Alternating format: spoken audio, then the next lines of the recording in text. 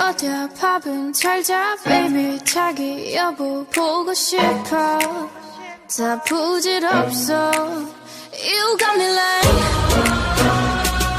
이건 아무 감동 없는 love story 어떤 설렘도 어떤 의미도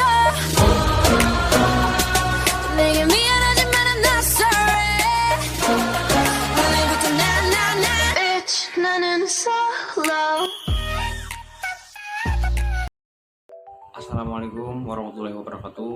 Perkenalkan, kami dari kelompok 10 mata kuliah Sosiologi Sastra. Kami akan menjelaskan tentang materi sastra dan pelopor kenyataan. Sastra itu lagi dalam konteks sejarah dan sosial budaya suatu bangsa yang ada di dalamnya. Sastrawan penulisnya merupakan salah satu anggota masyarakat bangsanya. Pradopo 2010 halaman 107. Hal ini sejalan dengan pendapat Chu, mengatakan bahwa karya sastra tidak lahir dalam kekosongan budaya. Artinya karya sastra ini lahir dari budaya yang dikembangkan, seperti budaya nenek moyang, seperti lukisan, puisi, dan lain-lain. Dengan demikian, kenyataan yang berwujud ke konteks sejarah bisa mempengaruhi karya sastra yang dihasilkan oleh sastrawan, karena sastrawan adalah anggota masyarakat. Seperti pendapat Aristoteles, tidak mungkin sastrawan menggambarkan kenyataan dalam karya sastra sama persis dengan apa yang ada dalam kenyataan. Bukan berarti Aristoteles menganggap bahwa tidak ada hubungan sama sekali antara sastra dan kenyataan. Aristoteles ini berpendapat bahwa karya sastra dapat menyucikan jiwa. Proses penyucian jiwa ini disebut dengan katharistus. Selanjutnya yaitu adapun kenyataan-kenyataan yang mempengaruhi karya sastra antara lain keadaan geografis, iklim, dan budaya. Asal-usul daerah pengarang ternyata berkaitan dengan tema-tema yang tampak di dalam karya sastra mereka. Menurut Saraswati pada tahun 2003 di halaman 35. Kita ambil contoh, misalnya pengarang yang berasal dari daerah Jawa memasukkan budaya-budaya Jawa dalam karya sastra mereka yang berupa filsafat, wayang, dan mistik. Dalam perkembangan kehidupan, tidak hanya ada dalam lingkungan geografis tertentu saja yang mempengaruhi karya sastra. Keadaan universal juga mempengaruhi sastrawan dalam menciptakan karya sastra. Hal ini disebabkan oleh kenyataan bahwa seakan tidak ada sekat antara negara satu dengan negara lain di dunia, karena didekatkan oleh sarana informasi yang sangat mudah. Oleh karena itu, apa yang terjadi di belahan bumi lain bisa dinikmati dan diketahui oleh orang di bagian dunia lainnya. Dan jika dia adalah seorang sastrawan, karya yang dihasilkannya juga akan dipengaruhi oleh kenyataan yang terjadi di dunia. Sastra sebagai dokumen sosial. Sebuah karya sastra yang mumpuni pada galibnya tak hanya mampu menyuguhkan rangkaian kata dan bahasa yang estetis dan segar saja, tetapi juga memuat makna yang mendalam, baik yang tersirat maupun sengaja ditegaskan oleh penulisnya.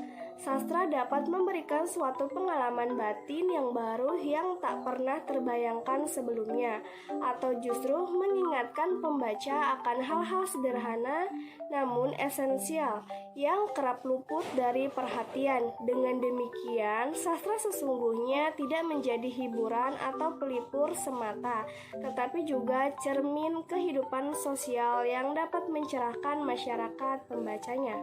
Terminologi sastra sebagai dokumen sosial biasanya diidentifikasikan dengan laporan penelitian, karya jurnalistik, atau hasil survei yang kesemuanya disusun berdasarkan rincian data-data yang konkret yang merekam rangkaian peristiwa atau kecenderungan yang ada dalam suatu masyarakat pada kurun waktu.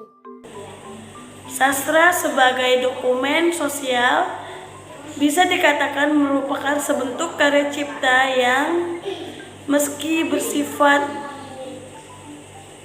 rekaan, namun bertolak dari realitas dan menggambarkan kondisi sosial yang kontekstual.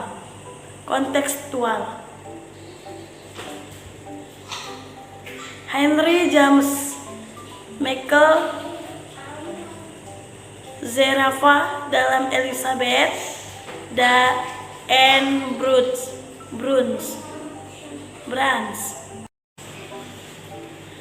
Lain halnya dengan esai atau makalah ilmiah yang mengeksplorasi pemikiran semata dalam bentuk yang cenderung kaku. Karya sastra menggunakan bahasa yang lebih sugestif dan penuh nuansa rasa, mampu mengungkapkan peristiwa sehari-hari dalam masyarakat sehingga menjadi lebih menyatu dan meninggalkan kesan mendalam.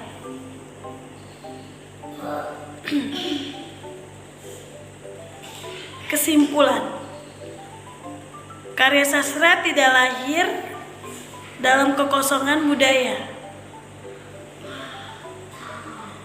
Dengan demikian, kenyataan yang berwujud konteks sejarah bisa mengaruhi karya sastra yang dihasilkan oleh sastrawan. Karena sastrawan adalah anggota masyarakat. Selain keadaan universal, geografis, iklim dan budaya, asal-usul daerah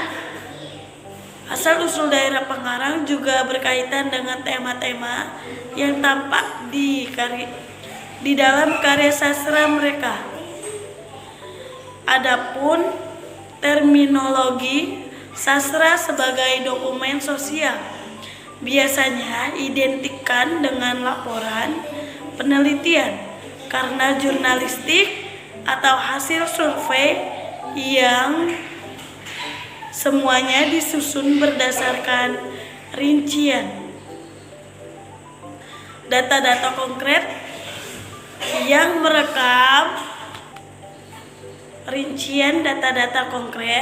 yang merekam rangkaian peristiwa atau kecenderungan yang ada di dalam suatu masyarakat pada kurun waktu tertentu. Sastra bersifat fiksi karena sifatnya yang fiksional dan rekaan. Itulah sastra menjadi unggul jika dibandingkan dengan karya jurnalistik atau laporan penelitian. Lain halnya dengan esai atau makalah ilmiah yang mengeksplorasi pemikiran semata dalam bentuk yang cenderung. Pemikiran karya sastra yang semata dalam bentuk cenderung kaku. Sekian dan terima kasih.